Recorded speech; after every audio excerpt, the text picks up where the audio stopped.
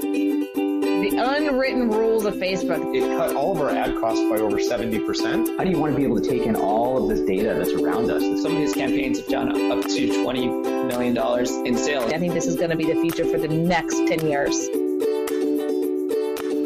And now here is The Win with your hostess, serial entrepreneur, marketeer, and chief sexy boss, Heather Havenwood.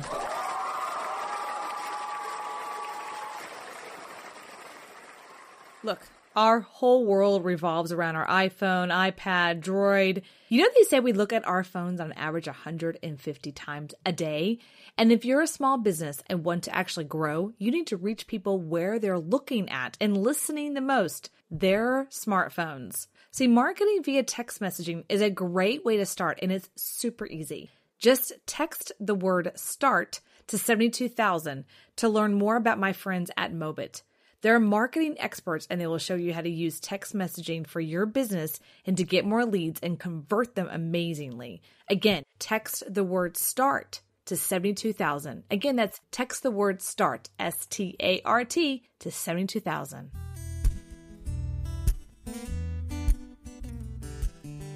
Hi, everyone, and welcome to The Win with Heather Havenwood. Today, we have Lee. Lee, are you here? Hello. Hello. I'm here. I'm here. From England. England. Okay. Well, everyone, I have this thing with England when I one day watch the Parliament. And I guess they have a main guy. See, here in the United States, we have this thing called a gavel, and like we bang it on the thing. But they go, order.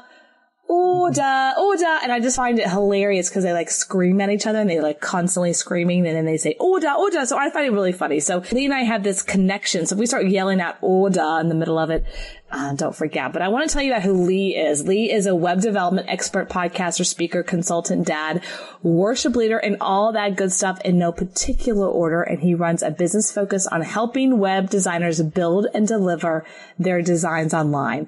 Lee and his team code and deliver websites designed by some of the most talented web agencies in the world. I really couldn't have put it better myself. That's amazing. Good? Thank you.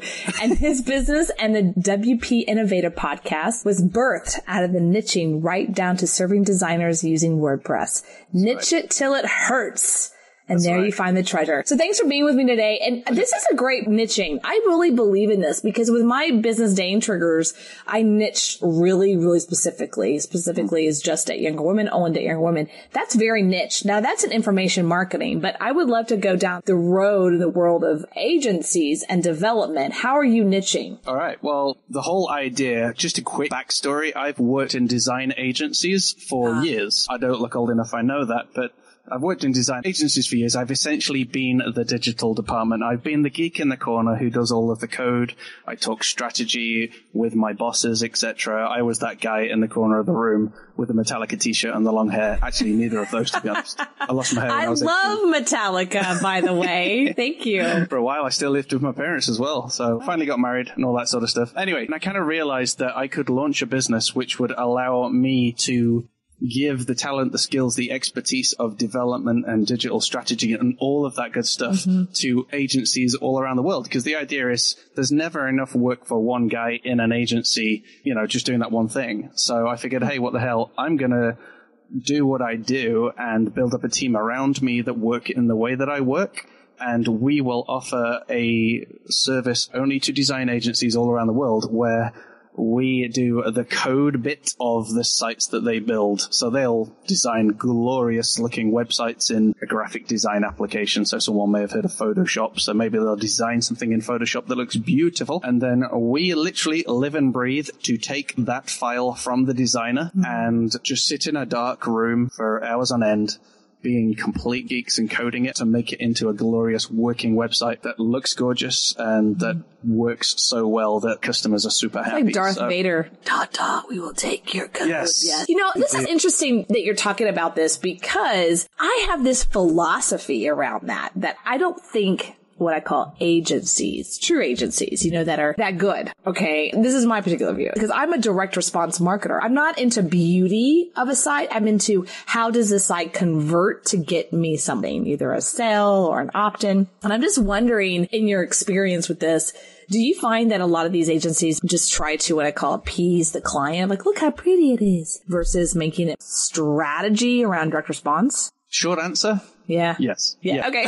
So I am right. Can I elaborate though? Yeah. Yes. So let me elaborate. First of all, there are actually some amazing agencies out there. The disclaimer just before people come at me with pitchforks. However, yes, there is a trap that a lot of agencies fall into. The two traps are, number one, being all things to all men.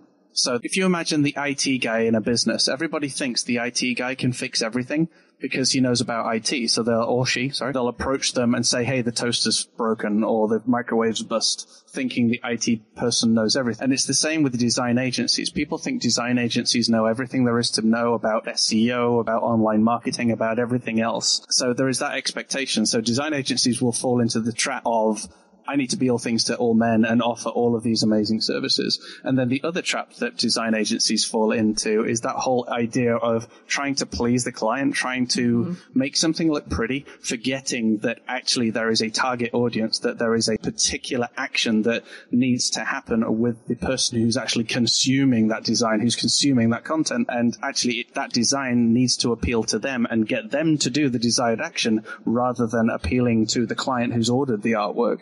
Because they like the color pink and they've got something that matches in their house and all that sort of stuff. Yeah, that's a good piece. Is like when I talk to clients, it's like I always say to them, you are not the client. You might not be the client. And so you need to really get clear on who the client is, who your target market is, who your advocate is, and what's their user experience. But really, what's their experience when they come to your site? What are they feeling? What are they wanting? What are they desiring? And nowadays, we live through pictures on the internet. That's really interesting.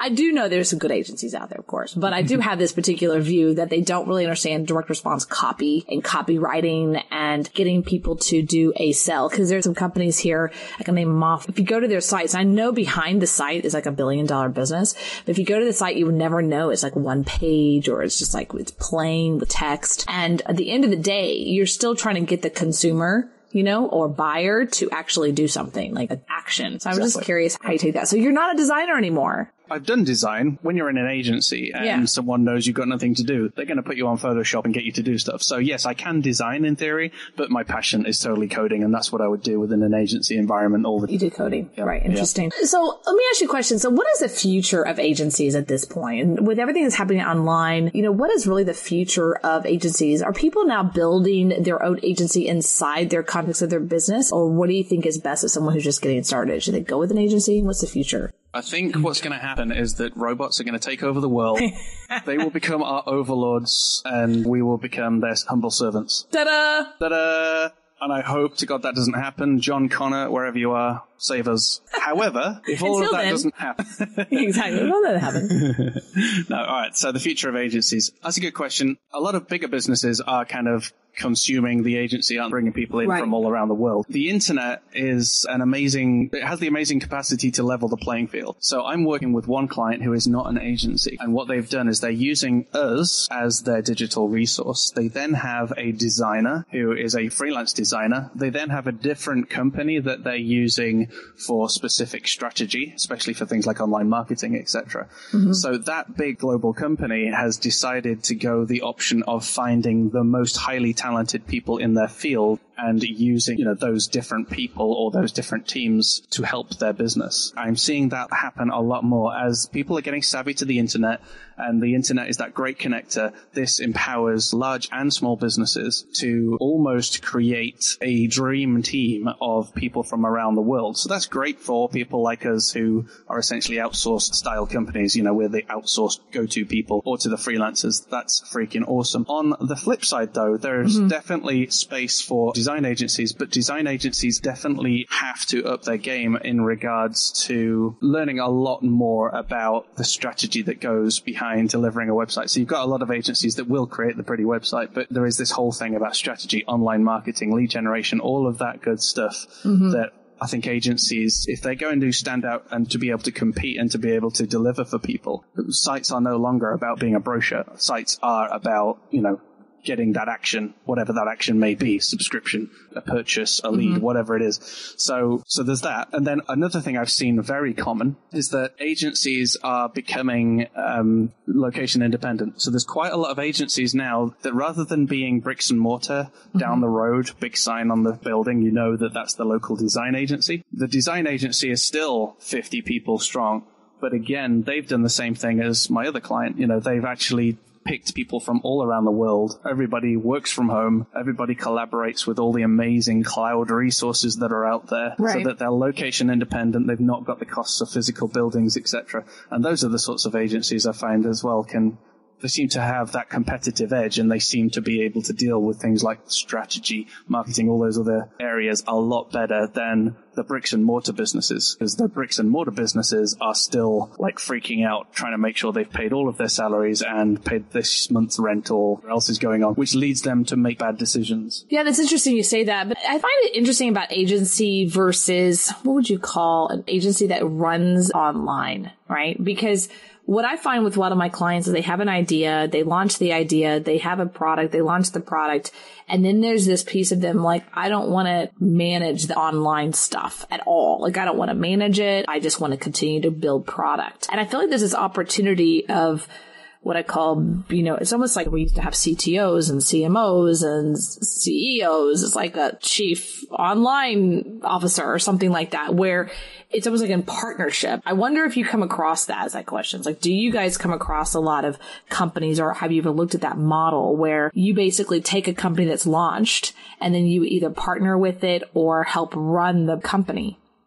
Funny you should say that, because it's exactly what we've been launching. So we are trying to do this. So obviously I've said we niche down just to agencies, but we realized that because we've got the internal resource and know-how on how to run these websites, right? One of the upsells that we've been looking at is what sort of packages can we offer with regards to keeping the website content up to date, adding new features, etc., and creating the contracts for this sort of stuff so that we can get ongoing retained sales for these websites. But also we've been focusing on business coaches as well. So specifically, we've just launched a website for a business coach now, and we're doing that exact thing. He doesn't want to be bothered with putting all the content in, keeping the site going. He's got a list of features that he wants to make live over the course of a year. And he's got all the he'll be then sending us content sporadically as and when he wants it. He's got meetings booked with us so that we can start to help him plan out some sort of strategy to put some kind of method to the madness, as it were. And we're going to look after him for a year and see how that goes. So that we're trying that as a trial run internally for ourselves. Agencies themselves are usually not kitted out to be able to do kind of the day-to-day running of a website unless they charge a fortune. Right, they do charge a fortune. I think it's a very interesting business model, and I think there's a lot of people that want that. Agencies like, okay, we build this for you, see you later. And there's just so much more after you build it. The maintaining it, continually building it, the day-to-day, the social media. And I think there's a huge niche there. I don't know what you would call that kind of agency. It's almost like a project management type of company. Yeah. I don't know. It's interesting. I mean, you could put it under the guise of marketing agency, because you're either helping or assisting in the content generation. You're managing things like Facebook. You're managing, the pixels, retargeting. I honestly think that's where it's going with agencies over a period of time. I think that's going to be the model. Totally. Because you have the product creators, and then they don't really want to create the team. And if you already have the team and you're good at running the team and managing the team and all that good stuff, it's a win-win. I mean, that's kind of how I built my first business in $0 to $1 million. People always ask me that. I'm like, what happened is I teamed up with a product creator. He was a creator. He didn't want to deal with any of the other pieces of it. He just wanted to create and be the face of the business. And I said, okay, great. Here's what you do. And I kind of was the one behind the scenes that was helping manage, hiring the vendors, creating the website, doing all the email marketing, doing all the affiliate marketing. I was the one who was doing all that back. His job was to be the product creator and to give me content. You know what I mean? And so we partnered up and we went really fast. And I do that now with Dr. Don. But at the same time, it's like the product creators, what I find, a true product creator, you know what I mean, doesn't really want to deal with the managing of all the other minutiae. It's kind of like, I look at it like an actress, right? An actress has an agent, or an actor has a really good agent, and an agent's dealing with the contracts and dealing with all the other pieces and trying to get them with the next movie. That's what I feel like. That's the model. It's like I'm having an agent necessarily not an agency, but an agent that's running things, and they make Could that money. be a secret agent? Secret agent. Yeah. And they're making money when the other person's making it. So yeah, when you talk about niches, if I was an accountant down the street, I'm like, hey, I need you to create a website for me. Would Lee Jackson do it for me? Would I build you a website? Yeah. Honestly, I would say no. Sorry. No. Okay, great. Why did you go niche is what I'm questioning. So why did you go that route? Okay. First of all, without a niche, we say niche in the UK. It seems. Oh, sorry. It's niche. It's not niche. No, I was kidding. Or is it tomato or tomato? Tomato. It's order.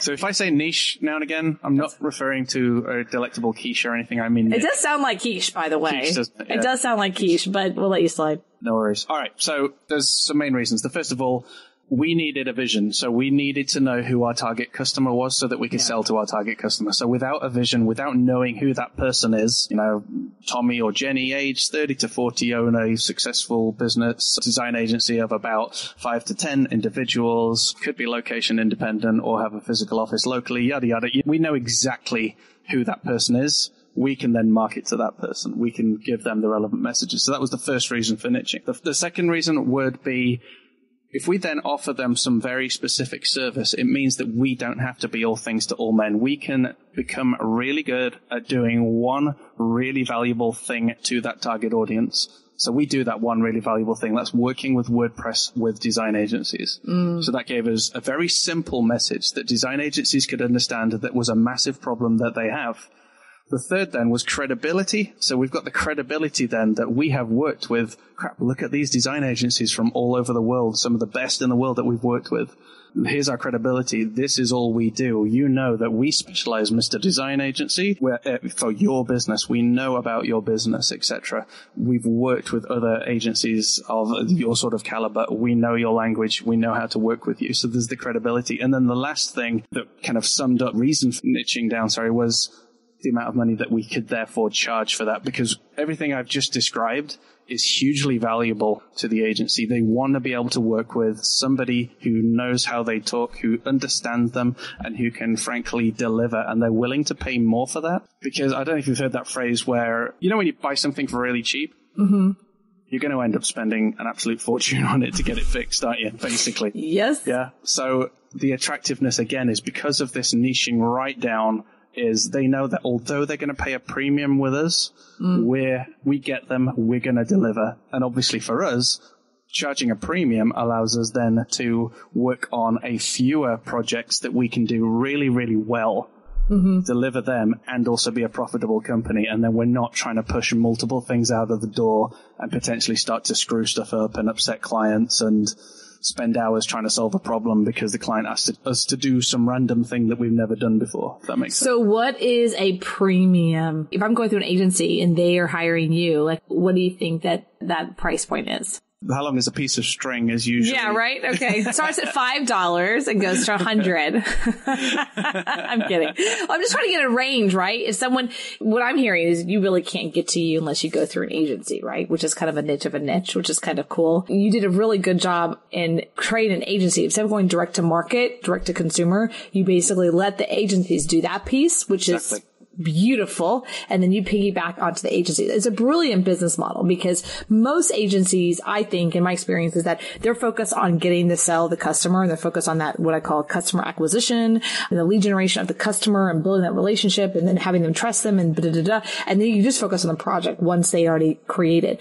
But seriously, what would be a price point range? Not what they charge the people, but what you charge an agency. Most projects will start from around the £2,000 mark. So that's a very entry-level web build, which is just a very small theme. But then the end point is we've worked on projects in the 50 to 60K mark, just depending on how complex the site is. That is literally how long is a piece of string. Most projects are not 2K. They are, usually significantly more because most of the agencies we're working with are dealing with quite complex sites that need to integrate with third-party solutions, like third-party payment gateways or your CRM system, or they need to have deal with package and posting because it's a complex e-commerce system. So very rarely we'll get the 2K job in, which will be a 5-page WordPress website with a blog. So have you ever had a project that's like a couple million? Not yet. Would love that. Well, here in the United States, I could be swayed if you were coming to me with a couple of million and you weren't an agency. I might be swayed. Well, here in the United States, our government created a thing called Obamacare, and the website was like really bad, and I think it cost the taxpayers like $5 or $10 million, and it was the most insane, ridiculously stupid website on the planet, and it never worked, and they were talking about how it never worked and it always went down, and I'm like, what are y'all doing for 5-10 million or whatever? I mean, it was like, if you know the business of marketing and agencies, you're like, you know who you could hire for 5 or 10 million? Like, you can hire you could actually run an agency for a few years. Right. And I'm like, who got this stupid contract? So anyway, some company just raked them over the coals. 600 million. I just Googled it. 600 Was it 600 million? No, not for the actual site. The launch has been, why is the site crashed so often during 2013 launch and mishandled 600 million in contract? Yeah, who? If I gave you $1 million, you would have beat them over, I'm sure. It just boggles me. Website does not cost $600 million. I may have misread this article, by the way, but let's say it costs Let's call it 10. I'm pretty sure you're right, though. I'll have to Google it. I find it fascinating with that. Yeah, I think it's really... The thing is, though, when people connect with the public sector, you've got people in charge who feel like they need to spend money because this is public money, they have to do a good job. And then you potentially, and I'm not saying this particular agency would be doing that, but then you have agencies who are thinking, okay, we know the budget's $1 million or 10 million or whatever it is, so we're going to make it cost right, 10 million. Exactly. That's what they want to give us. We're going to say it's 10 million, and we're going to do what we would normally do for 50 grand, and we'll do it for 10 million and do it with a smile on our faces. It is a sales 101. What's your budget? Oh, 10 million. Well, we have the thing for you. But remember, if you need to do any more, you're going to have to find some more. You're going to find somebody else. Yeah. Well, it's that's more budget. Another 10 million if you need the extras. And so £2,000, I'd have to get my converter out. I don't even know what that is. Probably around 4,000 USD.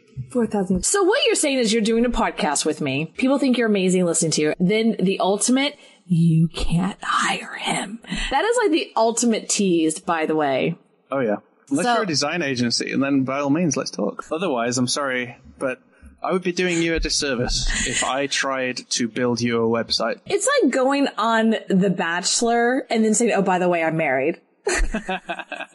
Just kidding. Tease. Okay. Tease. I'm unavailable. Just kidding. I can put you in touch with a really good design agency, though, who would then work with me anyway, so that's fine. Do you have the agencies on your website of who you work with? Yes. Oh, okay, got it. What's that website? LeeJacksonDev.com. And it's not all the agencies, because there's a lot that we'll sign an NDA for, because we're in heavy confidentiality agreements left, right, and center, because we're servicing these guys. They don't want the whole world to know who their suppliers are, because they don't want their competitors to know. So that's fine. But other ones, the ones that are on the website, are very proud to tell the world that we exist. So how many people do you have on your staff?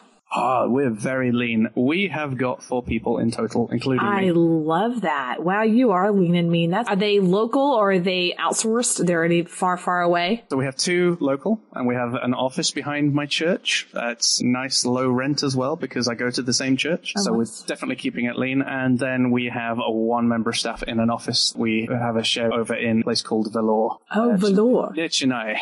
Nice. Well, I mean, so tell us about outsourcing, because, it sounds like you've got it pretty made, you have it handled, but a lot of people out there are like, I don't understand this whole outsourcing thing. Can you give us any tips and tricks for people that can't hire an agency and they've got to figure this out themselves? What, you mean they need to try and go ahead and build a site themselves? Yeah, build a site, keep someone who's going, like what I call a digital marketing manager. They want to hire a digital marketing manager, someone who's managing the day-to-day, inside and out, that's how I call it. What would be the best way to hire someone like that? Not Fiverr. Not Fiverr. You're probably correct. Let's not go there. Let's not go there. Okay, really, the best way to hire anyone is to know what you want.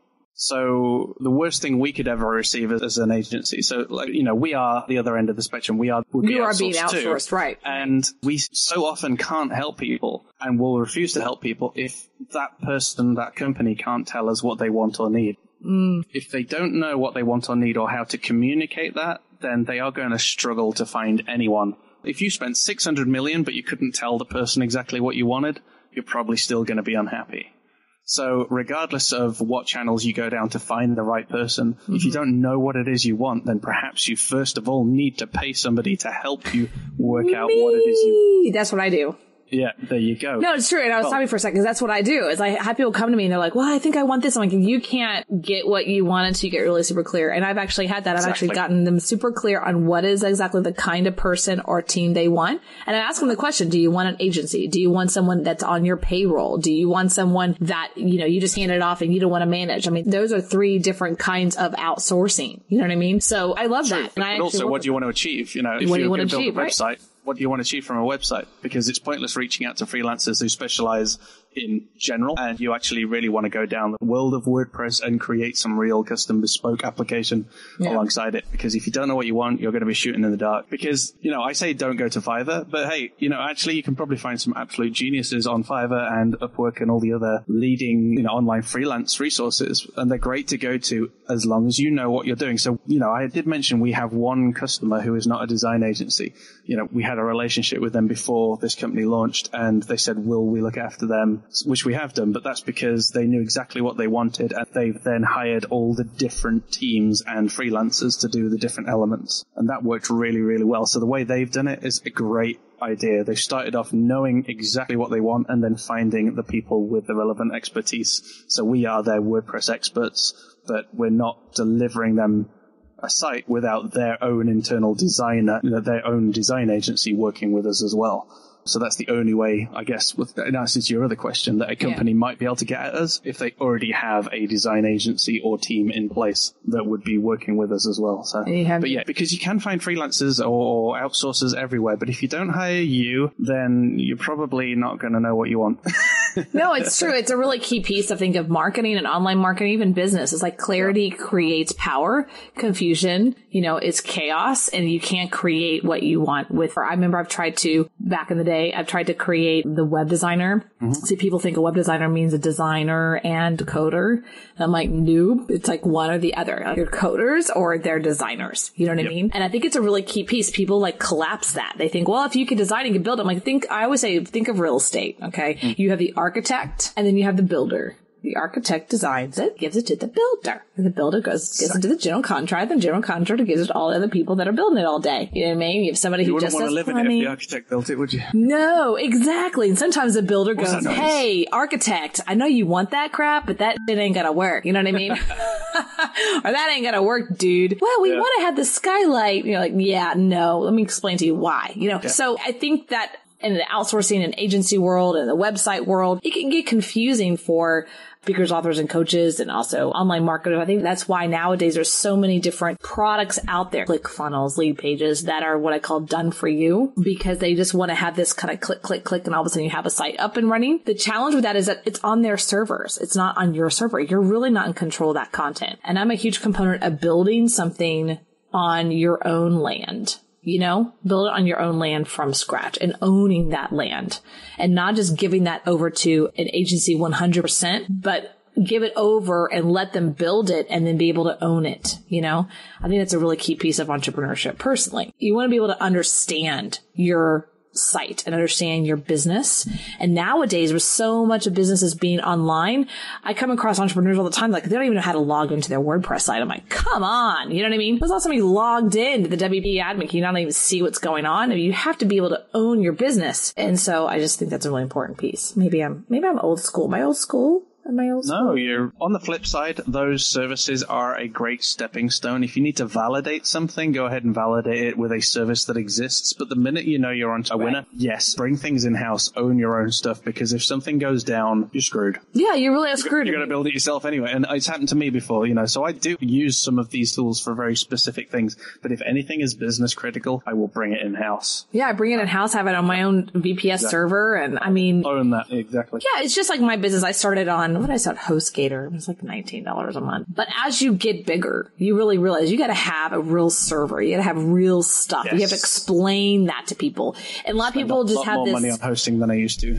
Oh, I know. I spent a lot of money on hosting. I was like, $1.99 a month? This is amazing. Oh my gosh, it's terrible. I hate this so much right now. I think people, what they do in entrepreneurship, they have this idea that they want all the technology piece, they don't want to handle it. They want to have some other person deal with that. And I think that you can work with companies like yourself that are professionals, but then you have to allow them to teach you how to manage it. You know what I mean? You got to manage the machine and understand the machine. I think it's Jack Walsh. I think it's him. He was over Ford. I could be wrong, but I just remember a story about how he would leave his office and he would go into the trenches and actually where the machines were and where the workers were. And that's kind of what I feel like. People want to be on this high horse, the CEO, and they don't want to actually understand what's happening with their website. They don't really want to know what's going on. They just want to know it's working, it's producing for them, but they don't really want to know what's happening, and they want to deal with all the different nitty gritty with that, you know? And I think that's a big mistake, I'm going to call it. So thank you for being on here. So how can people find you even if they can't hire you? Well, do find me because I run the WP Innovator podcast as well. That was my way of standing out from other agencies or from other developers to create some valuable free resource that people can download. So if you head on over to leejacksondev.com, there is a podcast on there which is focused at agencies building their web businesses, but the content in there is super cool for anyone to listen to as well, because we have good guests. Yes, I was a guest. Heather Havenwood, episode 26, I believe it was, which was phenomenal. So you do need to go and listen to that. So head on over to leejacksondev.com. There's a podcast on there. Do feel free to contact me if you have WordPress questions. I don't mind. I like to help people because I really do believe in the good old BNI philosophy of givers gain. So I will happily answer some WordPress questions and help people out for free. Just if you send me, you got a problem, just let me know. I'll point you in the right direction, or I might even give you the answer. It's cool. I like to meet new people and let's just have a natter. So just head on over there. All my socials, all of that sort of stuff is on there as well. I'm on Facebook. You can add me as a friend. I'm not one of those people who cares about who adds me as a friend. I like to make new friends. And Twitter, tweet at me. I live on that place. So say the web Dev is the Twitter. Lee Jackson Dev. It's leejacksondev.com, correct? That's right. Dev, not for devil, but for developer. Not for devil. I don't know. I'd have to question that, actually.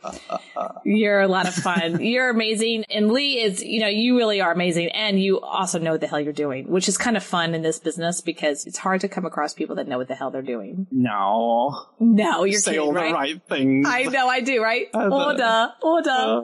Get your phone out of there. Order. Okay. Thank you so much, Lee, for being on The Win. And this is all about winning in life and winning in business and everything else. And anything last you want to say before you head on out? Well, any last words? What? This sounds so ominous. Any last words? Any last words before you die, devil? Well, tell my wife I love her very much. And no last words. I'd say one last parting piece of guidance that rules my life. That is sell every day. Amen. Sell every day. One little piece of sales activity per day. It's interesting that a developer said that. That's pretty I knew someone said it. I just heard it once and I was like, that is my mantra for the rest of my life. Sell every day. That's so true. People ask me all the time, do you have a business plan? I'm like, no, I just sell stuff. I don't think I have a business. I just sell stuff.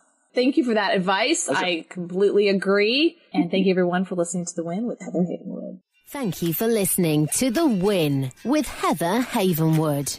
Interested in coaching with Heather? Go to heatherhavenwood.com and sign up for a business discovery consultation.